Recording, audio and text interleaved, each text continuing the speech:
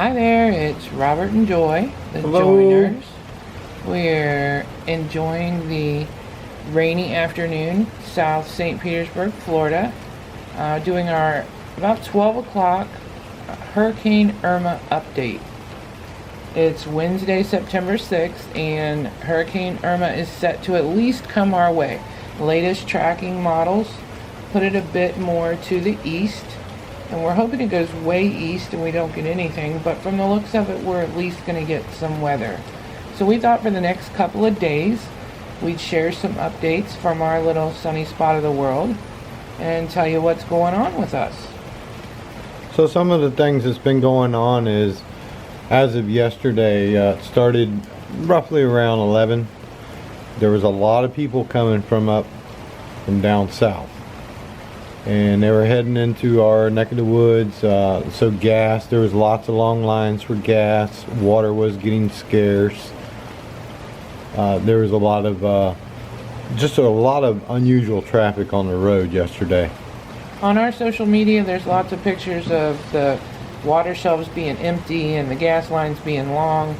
The Costco and Sam's lines, generators are flying out the door. It's a lot of prep, a lot of people getting ready, thinking about whether or not they should leave. Close to us, some of the lower lying and areas right by the water are mandatory evacuations, and those people are figuring out where to go. We're hoping if you're local and you want to share that information, where you're going, what you're doing, please give us a post. And if you are local, like I am, we've had these storms in the past, and a lot of times it's not necessarily the wind that will sneak up on you, but it's the water. You can go from just clear road to all of a sudden having a foot of water just like that. So remember, don't be wading around in the water. You can hit electric lines. Apparently those lids or something can float and you can step in a hole you don't know is out there. Just be safe. And if you have a small car, y'all do remember this. Don't go trying to go through these floodwaters. If your car stalls out, it will suck all that water right up the tailpipe into your engine. And that's not good, apparently. Not at all. There are some other things that people were sharing, and it's something to think about if you're in the area. Starts looking really bad, fill your bathtub up with water. You're going to want that to flush the potty and do some other basic stuff with, something to boil. Then you're going to fill up some basic waters and just put those in the freezer, because if you lose power, you're going to want to transfer those down in the refrigerator area to try to keep things colder. Take your important papers, go ahead and stick them in a Ziploc. You just never know, you might as well go ahead and get ready. It gives you a chance to organize anyway, figure out where everything is. We were looking at some traffic cameras, like down in the Keys. If you get a minute, go give those a look, because it's like a ghost town. I think a lot of people have heeded the warning, and no matter which way it goes, it looks like the Keys are going to get some pretty serious weather. A lot of kids are happy because schools are closed, at least Thursday and Friday. Even afternoon activities for today. As you see, we got weather, and we're probably going to get more through the day, so they've already started canceling stuff. And just to give you a little history, in 1848, there was a hurricane came through, and it was also known as the Great Gale. This was actually in Tampa, where 2 hurricanes came through. So just a little history tidbit for y'all, something I looked up, thought I'd share with you. If you got a moment, go check it out. Your Google's not broken. And it is one of those things where, we have a lot of new people move to Florida every year. New people from areas that might never have dealt with something like this. And the hype at the moment is pretty scary. So a lot of people are freaking out. And a lot of Floridians are like, hey, we've done this before. This is no big deal.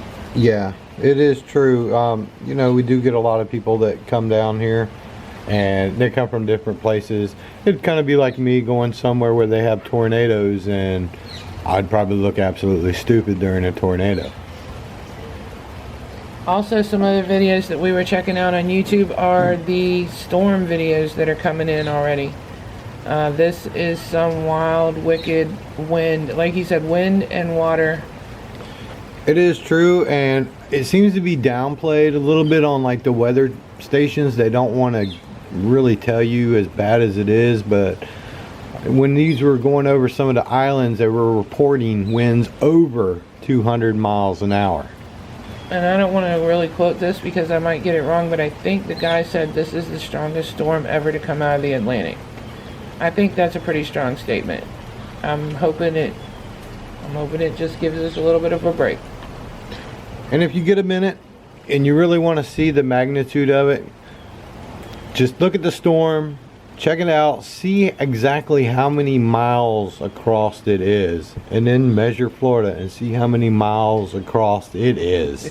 Well, my Google's not broke. How about I go do that for the next video? There we go. Alright everybody, this is Rob and Joy. We're going to go do a little research, check out the new weather updates, look at some information, check out the gas prices, see where water is. If you have any questions, just post it. If you can help us out, like the video and share it for us. And we'll probably see you in a couple of hours if we don't float away by then. Yeah, definitely folks, just like, share, follow us, and we'll be updated. We'll be doing this all the way from the beginning to the end, so... Or until we run out of internet. Yeah, and if we run out of internet, we'll come up with some other devices to reach out to you. I'm not running on that wheel again. Bye. Bye.